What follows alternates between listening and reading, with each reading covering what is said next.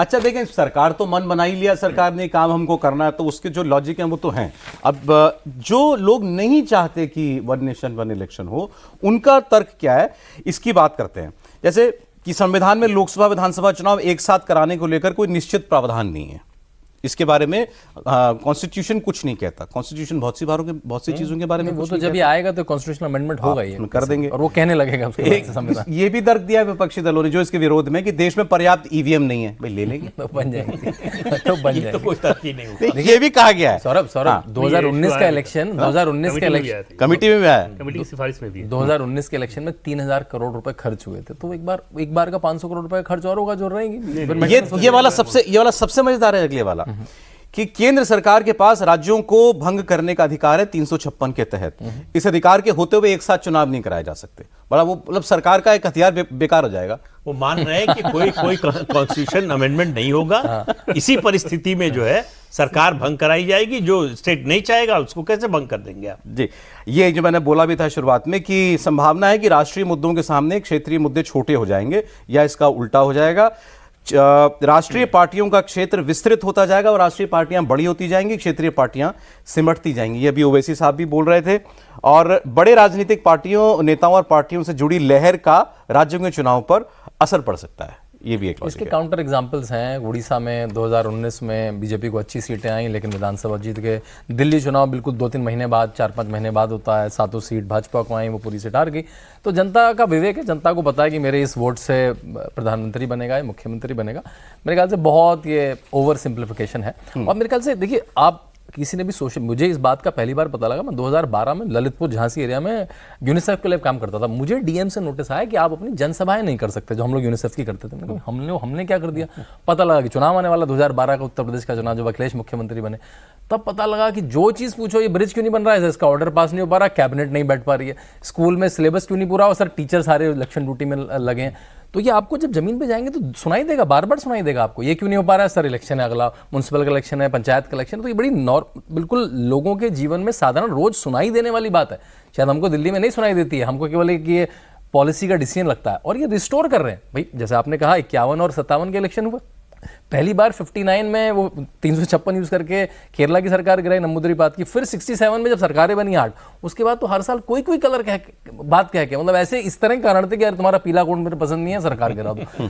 तो एक तरह से इसको रिस्टोर कर रहे हैं। जैसे हम कहते हैं ना, नाम आपने फैजाबाद से अयोध्या नहीं करा, आपने नाम रिस्टोर करा, आपने इलाहाबाद का नाम प्रयाग रिस्टोर करा, तो उस प्रैक्टिस को रिस्टोर करने में साथ में इलेक्शन हुआ करते थे, बड़े आराम से होते थे, जहां होते हैं वहां अच्छे से होते हैं। अच्छा, मैं दूसरी बात कह रहा हूं कि ये जितने भी आपने बताया कि विपक्ष को जो भी कुछ ऐतराज हैं इससे कि राष्ट्रीय पार्टियों की चल जाएगी या क्षेत्रीय पार्टी, कई बार जो है कोई लोकल मुद्दा बहुत हावी हो जाएगा, उससे जो राष्ट्र में वोट पड़ना चाहिए था नेशनल इश्यूज पर, वो कम भाई, ये सारे रिस्क तो मोदी के लिए भी है ना, उसके लिए भी है। नहीं, लेकिन आप ये मानकर चल रहे हैं कि आपका मतदाता समझदार नहीं है, वो इस लोकल और नेशनल इशू में अंतर नहीं कर पाता है।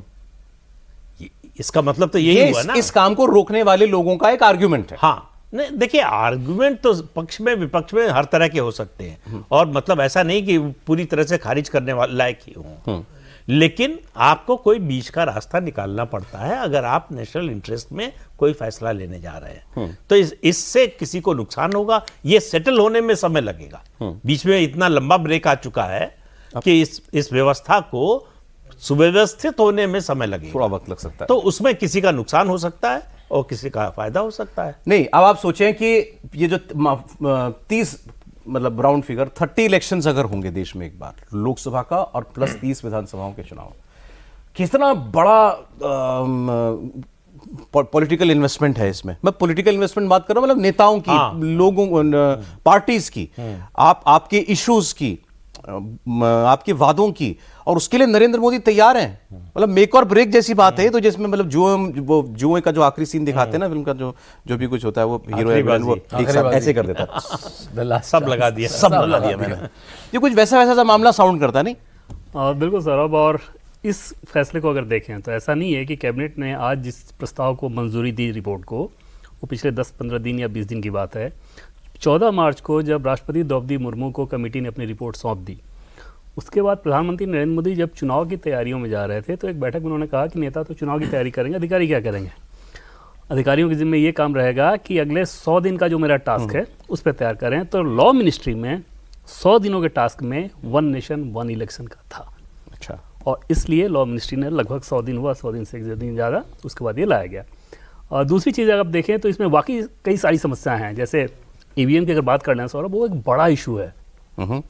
इस लोकसभा चुनाव में 55 लाख ईवीएम की ज़रूरत पड़ी थी, राइट। अब उस अनुपात में आप सोच रहे हैं कि अगर राज्यों के सारे के चुनाव एक साथ कराए जाएंगे तो कितने आपको ईवीएम की ज़रूरत पड़ेगी, वो कितने दिनों में आप बना पाएंगे। चुनाव आयोग से पूछा गया था तो चुनाव आयोग ने कानून मंत्रालय को 10,000 करोड़ रुपए बताया था कि उतने की हमें ज़रूरत पड़ेगी। अच्छा। और ये बताया कि अगले 5 साल में हम वो करने की स्थिति में रहेंगे, मैन्युफैक्चर उतना करवा लेंगे। तो ऐसा नहीं था कि वो आसान काम है, उस पर मंथन हुआ है और सरकार भी ऐसा नहीं है कि उसको सोच नहीं रही है। दूसरे पहलू को अगर आप देखें जो कि चैलेंज के तौर पे, पहले प्लस पॉइंट में अगर देखें तो जैसा एक बात हो रही थी कि सबसे बड़ी समस्या ये आती है कि आचार संहिता अगर देश में लागू होता ही रहे तो फिर डेवलपमेंट काम कितना हैम्पर होता है। अभी जम्मू कश्मीर में विधानसभा चुनाव हो रहा है सौरभ, आपको हैरानी होगी कि 5 सितंबर को शिक्षक दिवस पे कार्यक्रम करना था प्रशासन को, चुनाव आयोग ने मना कर दी।